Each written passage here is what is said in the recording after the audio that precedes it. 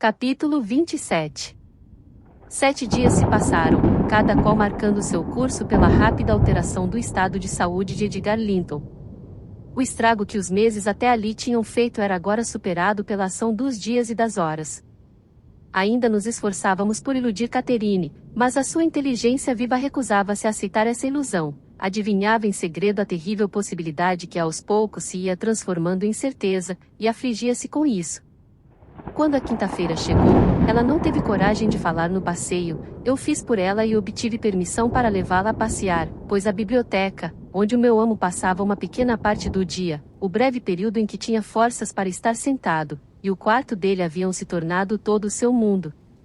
Ela chorava todos os momentos em que não estava cuidando do pai ou sentada a seu lado.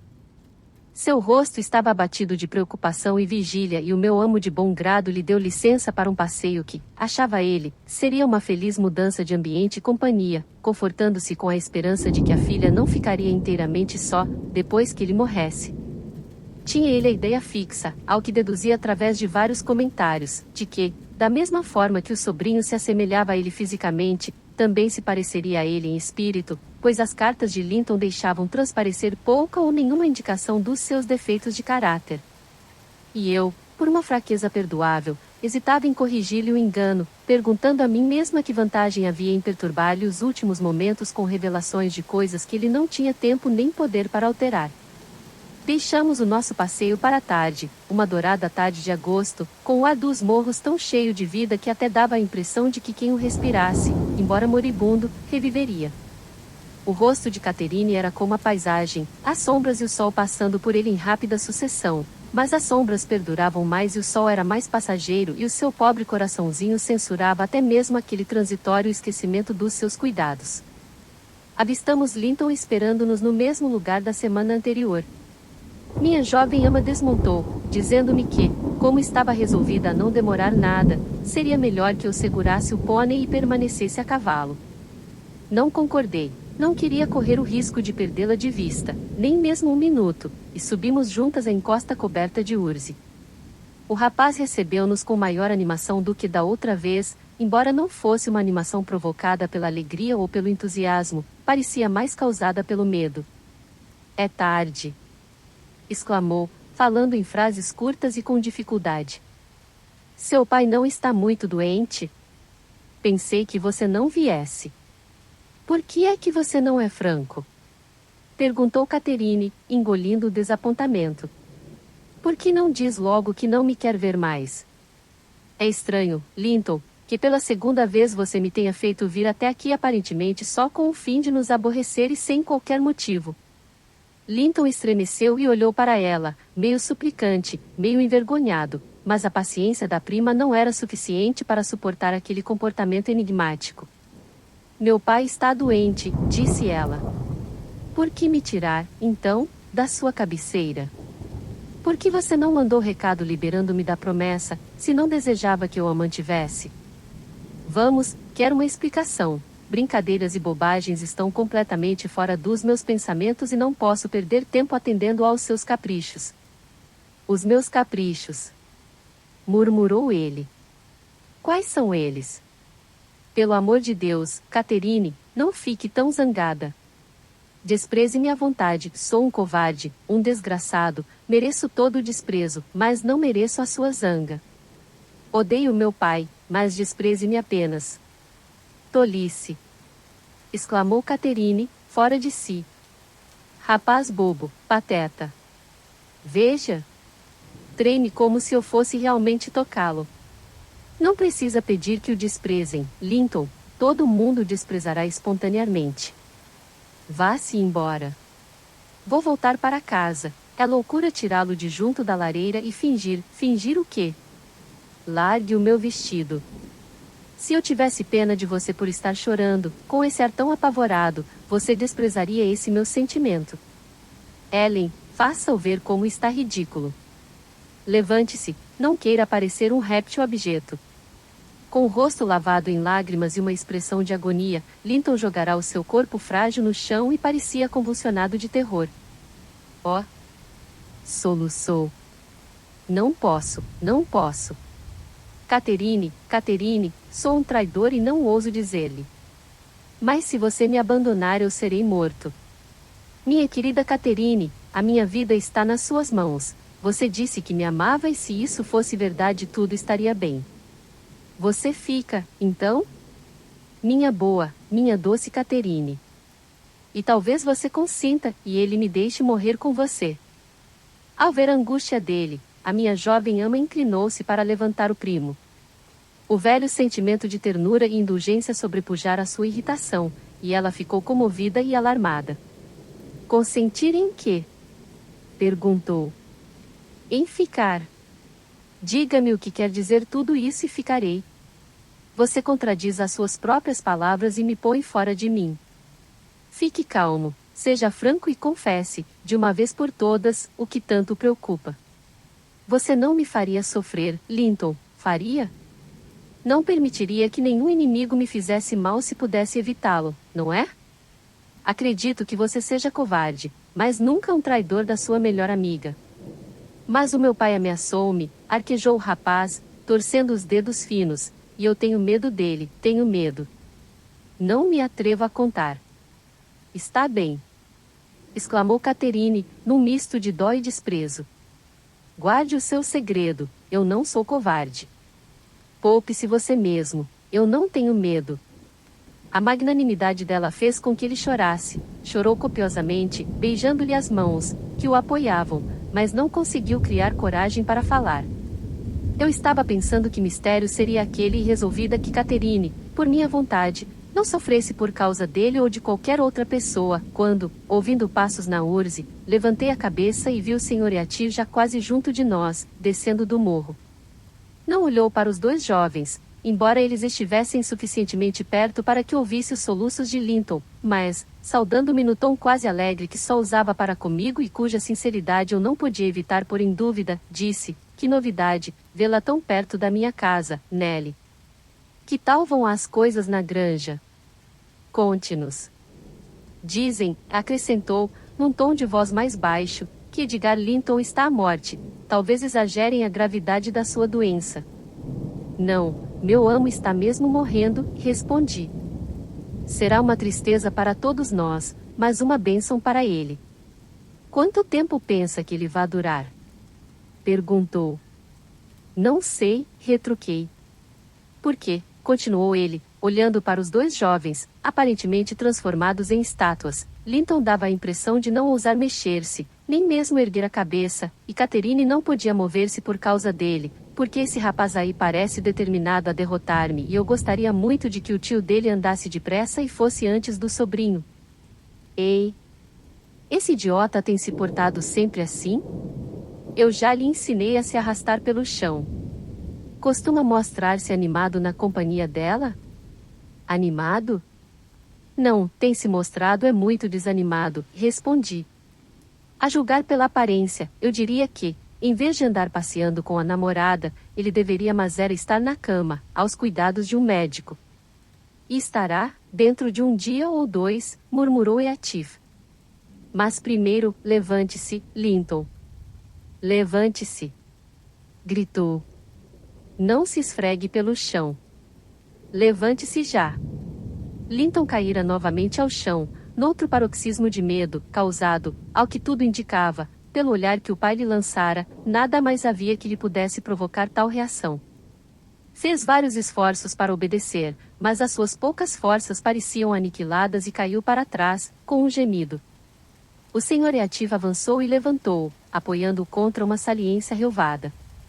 Agora, falou, com ferocidade contida, estou ficando zangado, e, se não controlar essa sua maldita fraqueza, ai de você. Ponha-se imediatamente de pé. Já vou, pai, ofegou ele. Mas deixe-me, ou desmaiarei. Fiz o que o senhor queria, tenho a certeza de que fiz. Catherine dir-lhe-á que eu, me tenho mostrado animado. Fique ao meu lado, Catherine, dê-me a sua mão. Pegue na minha, retrucou o pai. Fique de pé. Pronto, ela lhe dará o braço. Assim, olhe para ela. Até parece que eu sou o demônio encarnado, para lhe suscitar tal horror. Por favor, Catherine, acompanhe-o até a casa, sim? Ele estremece quando lhe toco. Linton, meu querido. Sussurrou Catherine. Não posso ir ao morro, papai me proibiu. Seu pai não lhe vai fazer mal. Por que é que você tem tanto medo?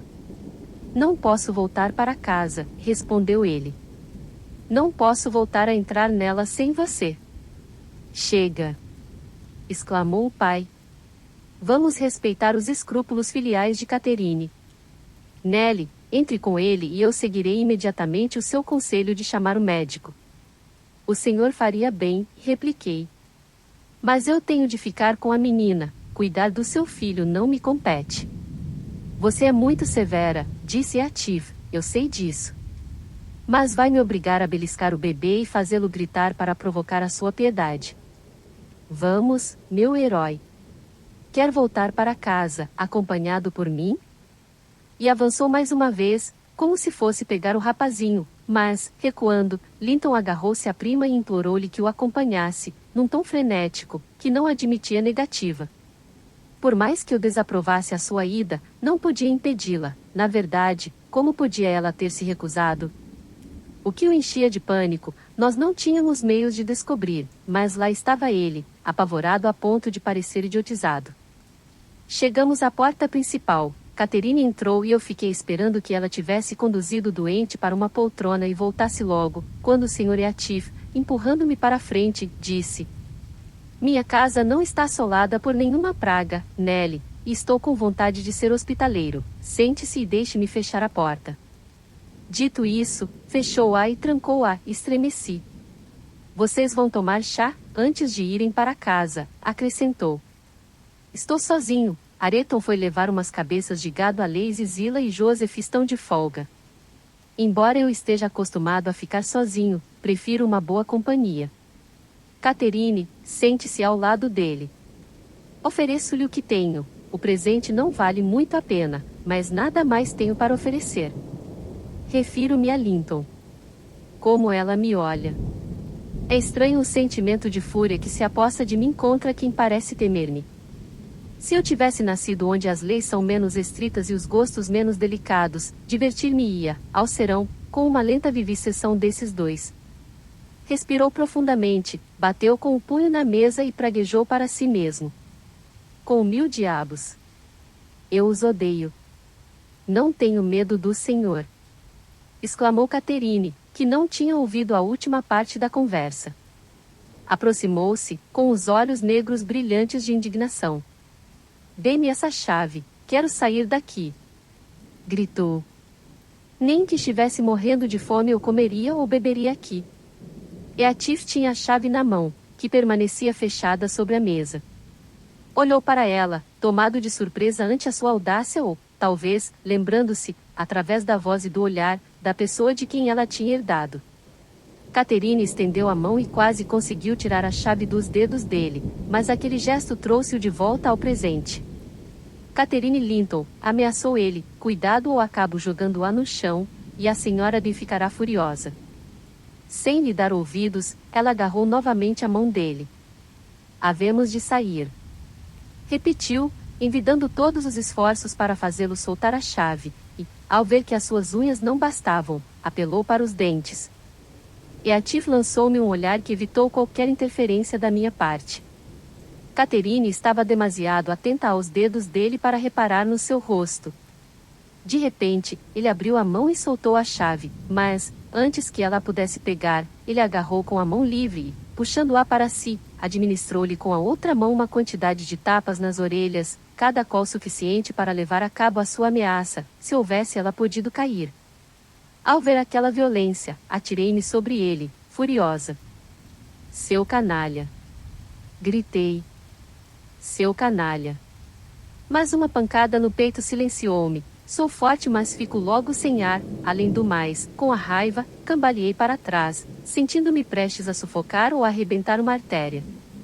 A cena não durou mais do que 2 minutos. Assim que se viu solta, Catherine levou as mãos às têmporas, como se não estivesse bem certa de que ainda tinha orelhas. Tremia, pobrezinha, e apoiava-se à mesa com ar apavorado.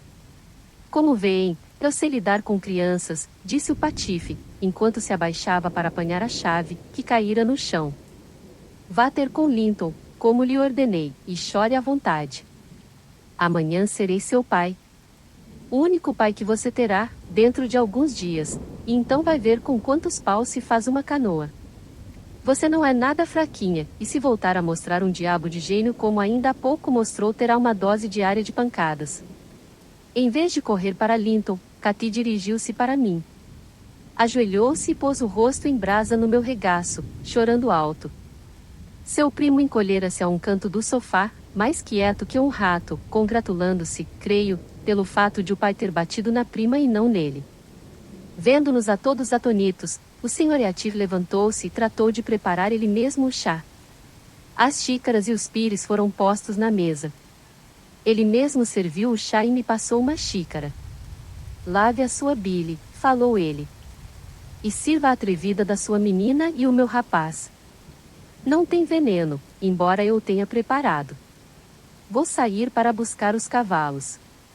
O nosso primeiro pensamento, assim que ele saiu, foi procurar uma saída qualquer. Experimentamos a porta da cozinha, mas estava trancada por fora. Olhamos para as janelas, eram demasiado estreitas para dar sequer passagem à fina silhueta de Cathy. Sr. Linton, falei, vendo que estávamos virtualmente prisioneiras, de certo sabe qual a intenção do seu diabólico pai e vai nos dizer qual é, ou lhe incho as orelhas de tapas, como ele fez com a sua prima. Sim, Linton, você precisa nos dizer, falou Catherine. Foi por sua causa que eu vim e você será muito ingrato se não nos disser. Dê-me um pouco de chá, estou morto de sede. Depois lhe direi, respondeu ele. Senhora Dean, afaste-se. Não gosto de vê-la de pé junto de mim. Catherine, você está deixando as suas lágrimas caírem na minha xícara. Não vou beber esse chá. Dê-me outra xícara. Catherine obedeceu e enxugou o rosto. Senti-me enojada com a compostura daquele pobre diabo, que já não parecia apavorado. A aflição que mostrará na charneca desaparecera tão logo entrará em casa, levando-me a imaginar que ele fora ameaçado com uma terrível explosão de ira, se falhasse em nos arrastar até lá. Uma vez conseguido isso, não tinha mais receios imediatos. Papai quer que nos casemos, disse, após ter tomado uns goles de chá, e sabe que o seu pai não nos deixaria casar agora. Tem medo de que eu morra, se esperarmos, por isso, vamos casar amanhã de manhã e você vai ficar aqui toda a noite. Se você fizer o que ele quer, voltará para casa amanhã mesmo e poderá levar-me junto. Levá-lo junto, pobre infeliz? Exclamei. Casar com você? O seu pai deve estar louco, ou então pensa que somos todos idiotas. Por acaso você pensa que essa moça bonita, essa jovem sadia e cheia de vida vai se amarrar a um não me toques como você? Imagina acaso que alguém, e muito menos Catherine Linton, vai gostar de tê-lo por marido? Você precisava era de uma boa surra, por nos ter trazido até aqui, com os seus truques desleais e não fique com esse ar de bobo. Tenho uma vontade enorme de o sacudir, pela sua traição e pelo seu egoísmo imbecil. E dei-lhe umas sacudidelas, mas ele começou logo a tossir e lançou mão do seu costumeiro recurso de gemer e choramingar, fazendo com que Catherine me censurasse. Ficar aqui a noite inteira? Não, disse ela, olhando lentamente em volta. Ellen, vou deitar fogo àquela porta, mas hei de sair. E poria em ação a sua ameaça, se Linton não se levantasse, novamente alarmado com a sua própria e preciosa pessoa. Enlaçou-a com os seus débeis braços, soluçando. Você não quer casar comigo e salvar-me? Não me quer deixar ir para a granja? Oh, minha querida Catherine! Você não pode ir embora. Tem de obedecer a meu pai. Tenho de obedecer ao meu, replicou ela, e evitar-lhe tão cruel expectativa. A noite inteira. Que pensaria ele? A estas horas já estará em cuidados. Hei de conseguir sair desta casa, seja como for cálice. Você não corre perigo, mas se tentar impedir-me. Linton, amo muito mais a meu pai do que a você. O terror mortal que ele sentia pelo Sr. Yatif restaurou-lhe a covarde eloquência. Catherine estava quase louca, mas insistia em que tinha de ir para casa e tentou convencê-lo a abrir a porta, a esquecer por um pouco o seu egoísmo. Enquanto discutiam, o nosso carcereiro voltou. Os seus cavalos desapareceram, anunciou. Então, Linton. Choramingando outra vez? Que é que ela lhe andou fazendo? Vamos, chega, e vá para a cama. Dentro de um mês ou dois, meu rapaz, você estará apto a lhe pagar as atuais tiranias com mão de ferro. Está se consumindo de amor, não é? Nada mais o aflige, e ela há de tê-lo. Vamos, para a cama. Zila não está aqui esta noite, você tem de se despir sozinho. Psiu, pouco bearrulho. Uma vez no seu quarto, não precisa ter medo, que eu não irei lá. Por sorte, você se comportou passavelmente. Quanto ao resto, deixe comigo. Falou tudo isso enquanto segurava a porta para o filho sair, coisa que Linton fez à maneira de um cachorrinho temeroso de que o dono lhe desse um pontapé. A porta voltou a ser trancada. E a Tiva aproximou-se da lareira, junto à qual eu e a minha ama permanecíamos, de pé. Catherine olhou para ele e instintivamente levou a mão à face. A presença dele reavivava-lhe a sensação de dor. Qualquer outra pessoa teria sido incapaz de considerar aquele gesto infantil com severidade, mas ele franziu a testa e rosnou: não me vá dizer que está com medo de mim. A sua coragem está bem disfarçada, você parece morta de medo. Estou com medo, agora, replicou ela, porque, se eu ficar aqui, papai vai ficar preocupadíssimo, e como posso causar-lhe essa preocupação, quando ele... Senhor Eativ, deixe-me ir para casa. Prometo que casarei com Linton, papai quer isso e eu o amo. Por que razão o senhor há de querer forçar-me a fazer o que eu quero? Ele que ouse forçá-la. Exclamei. Existe uma lei neste mundo, graças a Deus, embora estejamos num lugar afastado. Denunciá-lo-ia, nem que fosse meu filho, e é uma farsa um casamento sem a bênção da igreja. Cale-se. Atalhou o vilão. Vá para o inferno com as suas ameaças. A conversa não é com você. Catherine, será para mim uma satisfação pensar que seu pai vai ficar preocupado, nem dormirei, de alegria. Você não podia ter atinado com maneira mais segura de ficar aqui mais 24 horas do que me informar que seu pai ficaria preocupadíssimo. Quanto à sua promessa de casar com Linton, cuidarei de que a cumpra, pois não sairá daqui enquanto não a tiver cumprido. Mande Ellen, então, avisar papai de que estou bem. Suplicou Catherine, chorando amargamente. Ouqueise-nos agora. Pobre papai. Ellen, ele vai pensar que nos perdemos. Que havemos de fazer? Nada disso. Pensará que você se cansou de cuidar dele e resolveu procurar um pouco de divertimento, retrucou Eativ. Você não pode negar que entrou na minha casa porque quis, contrariando as ordens dele. E é muito natural que deseje divertir-se, na sua idade, e que se tivesse cansado de cuidar de um doente, quando ele é apenas seu pai. Catherine, os seus dias mais felizes terminaram quando você nasceu. Seu pai amaldiçoou-a por ter vindo ao mundo, pelo menos foi o que eu fiz, de modo que não seria nada demais se ele a amaldiçoasse quando se fosse desta para melhor. Eu me juntaria a ele. Não a posso ver? Como poderia? Chore o quanto quiser. Chorar vai ser a sua principal diversão, daqui por diante, a menos que Linton compense outras perdas, coisa em que o seu previdente pai parece acreditar. As suas cartas de conselhos e consolo fizeram-me rir. Na última, dizia a minha joia para cuidar bem da dele, para tratá-la bem, quando lhe pertencesse. Cuidados paternais. Ele não sabe é que Linton só quer que o cuidem e tratem dele. Linton é um bom tiranozinho. Não se importaria de torturar cães e gatos, se eles não tivessem dentes nem garras. Garanto-lhe que vai poder contar a seu pai belos exemplos da bondade do sobrinho, quando voltar para casa. Aí o senhor tem razão. Exclamei. Revele-lhe o caráter do seu filho. Mostre-lhe como se parece com o senhor, e espero que a senhorita Cathy pense duas vezes antes de aceitá-lo. Não me importa falar das suas boas qualidades, respondeu ele, porque ela vai ter de aceitá-lo ou ficar aqui, prisioneira, e você também, com ela, até que o pai morra. Posso detê-las aqui, a ambas, sem que ninguém desconfie disso. Se duvida, encoraje-a a voltar atrás com a palavra dada, e verão. Não voltarei atrás com a minha palavra, disse Catherine. Casarei com ele agora mesmo, se logo depois puder voltar para a granja. Sr. Yatif, sei que é um homem cruel, mas certamente não é um demônio. Tenho a certeza de que não irá, por simples maldade, destruir irrevogavelmente a minha felicidade. Se papai pensasse que eu o tivesse deixado de propósito e morresse antes que eu voltasse, como poderia eu continuar a viver?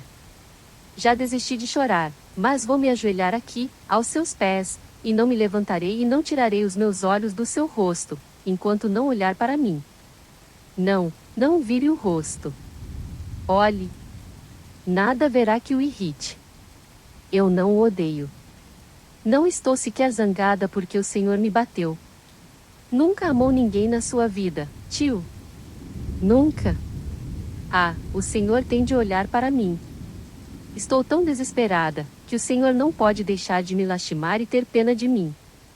Tire esses dedos de cima de mim, e afaste-se, ou lhe dou com o pé.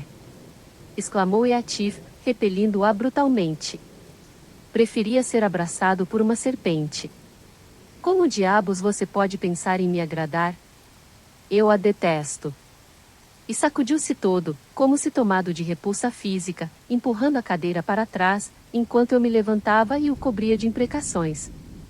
Mas tive de calar-me, ante a ameaça de ser posta num cárcere privado. Estava ficando escuro e ouvimos vozes no portão do jardim. Yatif saiu para ver o que era. Tinha a cabeça fria, coisa que nós não tínhamos. Falou durante alguns minutos e depois voltou sozinho. Pensei que fosse o seu primo Areton, comentei com Catherine. Oxalá ele viesse logo. Quem sabe se não ficaria do nosso lado? Eram 3 criados, mandados da granja para buscá-las, falou Yatif, que me ouvirá. Você devia ter aberto a gelosia e gritado, mas juro que essa lambisgoia está contente por você não o ter feito.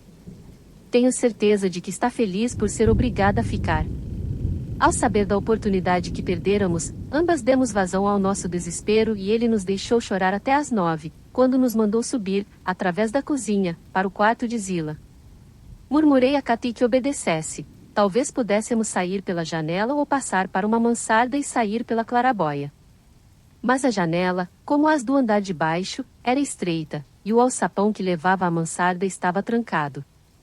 Nenhuma das duas se deitou. Catherine sentou-se junto à janela, esperando ansiosamente a manhã. Um profundo suspiro foi toda a resposta que pude obter às minhas sugestões de que tentasse descansar. Instalei-me numa cadeira de balanço e passei em revista todas as minhas quebras de dever, das quais, verificava de repente, se originavam todas as desventuras dos meus amós. Na realidade, não era esse o caso, bem sei, mas a minha imaginação culpava-me de tudo, naquela horrível noite, a ponto de achar o próprio Yatif menos culpado do que eu. Às 7 horas, ele subiu e perguntou se Catherine já se tinha levantado. Ela correu imediatamente para a porta e respondeu, já. Abriu a porta e puxou-a para fora. Levantei-me, para acompanhá-la, mas ele passou a chave na fechadura. Exigi que me soltasse. Tenha paciência, replicou. Mando-lhe o desjejum daqui a pouco. Bati na porta e tentei arrebentar a fechadura. Catherine perguntou por que motivo eu tinha de permanecer trancada. Ele respondeu que era só mais 1 hora e ouvi-os afastando-se. 2 ou 3 horas se passaram até que, finalmente, ouvi passos, mas não os de Yatif. Trouxe umas coisas para você comer, disse uma voz. A porta se abriu e Areton apareceu diante de mim, trazendo comida suficiente para todo o dia. Pegue ela, falou, passando-me a bandeja. Fique só um pouco, pedi. Não. Respondeu ele, e foi-se embora, apesar das minhas súplicas. E ali fiquei eu, fechada o dia inteiro e toda a noite seguinte mais outro dia e outra noite. Ao todo, fiquei prisioneira durante 5 noites e 4 dias, sem ver ninguém a não ser Areton, e mesmo assim só de manhã, quando me trazia a bandeja. Ele era um modelo de carcereiro, insensível, mudo e surdo a todas as minhas tentativas de suscitar o seu sentimento de justiça ou compaixão.